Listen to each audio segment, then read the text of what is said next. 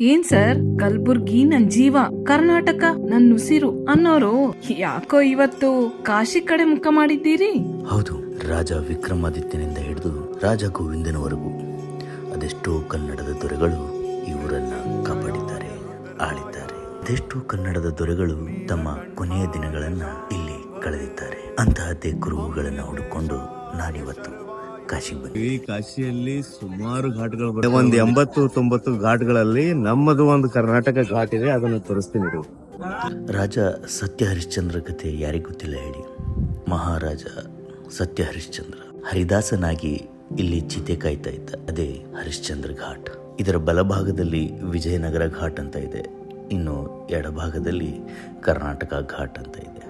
ಹೌದು, ಇದರ ಎಡ ಮತ್ತು ಬಲ ಭಾಗಗಳಲ್ಲಿ ನಮ್ಮ ಕನ್ನಡಿಗರ ಹೆಮ್ಮೆ ಎನ್ನಿಸುವಂತಹ ರಾಜರುಗಳ ಕುರುಹುಗಳು ನಮ್ಗಿಲ್ಲಿ ನೋಡೋದಕ್ಕೆ ಸಿಗುತ್ತೆ.